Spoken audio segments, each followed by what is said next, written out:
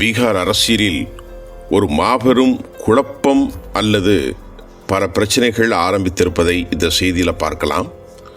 இந்த ஆண்டு இறுதியில் பீகாரில் சட்டமன்ற தேர்தல் நடக்க இருக்கிறது. அதற்கான பரபரப்பு பீகாரில் இப்போதல்ல, சில மாதங்களுக்கு முன்பே தொடங்கி அது இப்போது கூட தொடர்ந்து கொண்டிருக்கிறது. பீகாருக்கு நாடாளுமன்ற எதிர்க்கட்சி தலைவர் இதனிடையே ராகுல் காந்தியினுடைய பயணத்தை மேற்கொண்டார். அங்கே அவர் ஷிக்ஷயா நியாய சம்வாத் என்ற நிகழ்ச்சியின் மூலம் தர்பங்காவில் இருக்கக்கூடிய அம்பேத்கர் விடுதியில் உள்ள மாணவர்களிடத்திலே உரையாற்றுவதற்கு சென்று கொண்டிருக்கிறார்.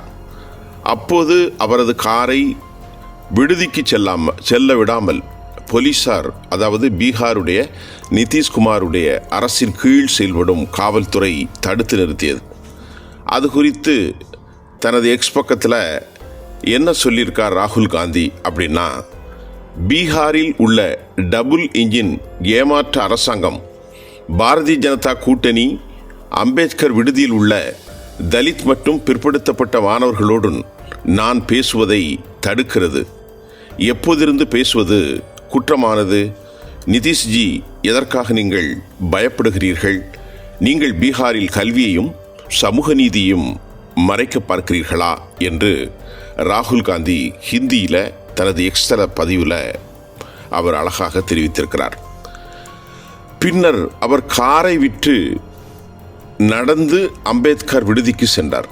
அதாவது தடுத்து நிறுத்தப்பட்ட பின்பு கார் அங்கே போவதற்கு அனுமதி இல்லை என பீகாரின் காவல்துறை அறிவித்த பின்பு அவர் காரை விற்று இறங்கி நடந்து விடுதிக்கு செல்கிற காட்சியும் கூட எக்ஸ் தளத்தில் வீடியோவில் பதிவு செய்யப்பட்டிருக்கிறது. அந்த வீடியோவை பகிர்ந்து அவர் பதிவிட்டிருப்பது.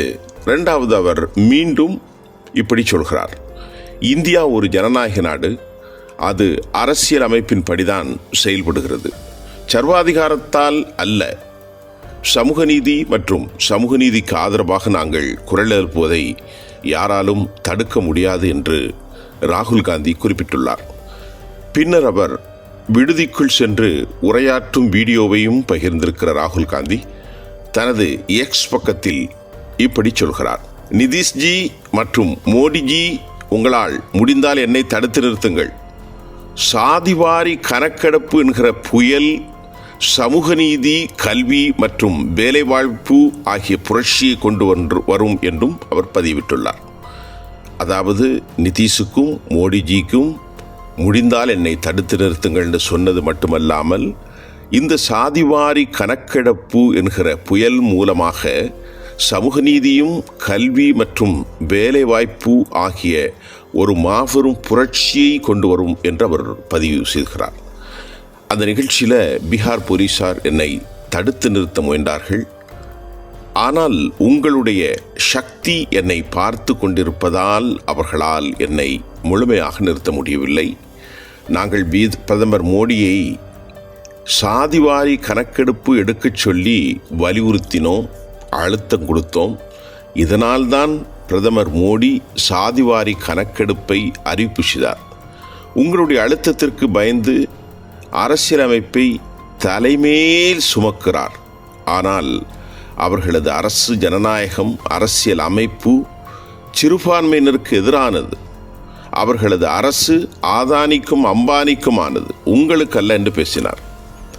பின்னர் அவர் இவ்வாறு கூறுகிறார், பீகார் அரசின் இந்த செயல்பாட்டிற்கு எதிர்ப்பு தெரிவித்த பீகார் காங்கிரஸ் எங்களுக்கு அனுமதி கொடுக்க உங்கள் நிர்வாகத்திற்கு விருப்பம் இல்லை என்றால் நாங்கள் அனுமதி கேட்ட அன்றே மறுத்திருக்கலாமே. ஆனால் கடைசி நேரத்தில் அனுமதியை ரத்து செய்வது நீங்கள் முன்னரே திட்டமிட்டு வஞ்சனையின் பகுதியாகும். இந்த ஏற்பாடும் கடந்த 4-5 தினங்களாக சென்று கொண்டிருக்கிறது. இதற்கான காரணம் தர்பங்காவில் தோற்றுவிடுவோம் என்ற அச்சம்தான். ராகுல் காந்தி இங்கு வந்து அவர் இளைஞர்களை ஒற்றுமைப்படுத்தி விடுவார் என்கின்ற பயம். ராகுல் காந்தியின் பேச்சு கேட்கப்பட அவருக்கு மேடைக்கு மைக்கு தேவையில்லை, தெருவும் தெரு முனைகளுமே போதும் என்று குறிப்பிடப்பட்டிருக்கிறது. பீகார் அரசின் இந்த செயல் பீகாரின் கடும் எதிர்ப்பலைகளை ஏற்படுத்தியிருக்கிறது. குறிப்பாக எப்படியாவது வெற்றி பெற்று விட வேண்டும் என்று பாரதிய ஜனதா முயற்சி செய்கின்றது. கடைசியாக கிடைத்த தகவல்களில் 45 விழுக்காடை பெற்று முதல் இடத்தில் தேஜஸ்வி யாதவும், அதை போன்று 15% தான் நிதிஷ்குமாரும், 18% வாக்குகளில் அதாவது PK என்று சொல்லப்படுகிற பிரசாந்த் கிஷோரும், 10% பாஜகவும் இருக்கிறது. ஆக இந்த நெருக்கடியான சூழ்நிலையில் யார் வெற்றி பெறுவார்கள் என்பதை தாண்டி காங்கிரஸ் மற்றும் தேஜஸ்வி யாதவ் RJD முன்னிலையில் இருக்கிறது. எந்த எல்லைக்கும் சென்று வெற்றி பெற வேண்டும் என்ற ஒரே நோக்கில்தான் பிரதமர் காஷ்மீர் படுகொலை நடந்த உடனடியாக அவர் காஷ்மீர் விவகாரத்தை கவனிக்காமல் அல்லது உடனடியாக எந்த அடிப்படையில் அவர் பீகாருக்கு மக்களை சந்திக்க சென்றார் என்று எதிர்க்கட்சிகள் குற்றம் சாட்டுகிறது. இதுவும் கவனிக்க வேண்டிய விவகாரம். சாதிவாரி கணக்கெடுப்பை உடனடியாக அவர் அறிவிப்பு செய்தது தடுக்க முடியாமல் நீண்டகால யுக்தி என்று பார்க்கப்பட்டாலும் அது பீகாரில் பெரும் தாக்கத்தை ஏற்படுத்தும். சாதிவாரி கணக்கெடுப்பை பீகாரில் உள்ள பிற்படுத்தப்பட்ட சமூகம் விரும்புகிறது. ஆக இதுவும் இந்த தேர்தலில் எதிரொலிக்கலாம். அதே போன்று கன்ஹையா குமார் நியமிக்கப்பட்டிருக்கிறார். அதே போன்று தேஜஸ்வி யாதவுக்கும் லாலுவுக்கும் தற்போது இருக்கிற ஒரு பெரும் அனுதாப அலை அவரது உடல்நிலை, அதை போன்று தொடர்கிற நிதிஷ்குமார் ஆட்சியின் பேல் மக்கள் கொண்டிருக்கக்கூடிய வெறுப்பு, இதையெல்லாம் கவனித்து பார்த்தால் இந்த முறை மிக கடும் போட்டியில் தேஜஸ்வி ராகுல் முன்னிலையில் இருப்பதாகவே நாம் அறிந்து கொள்ள முடிகின்றது. இருப்பினும் களத்தின் உண்மையான பதிவுகள், உண்மையான நோக்கங்கள், உண்மையான மக்கள் மனநிலைகளை இன்னும் மாறிக்கொண்டே இருக்கும் என்பதால் எதையும் உறுதி செய்ய முடியாது.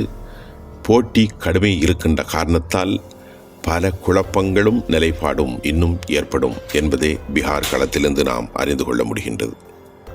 நன்றி.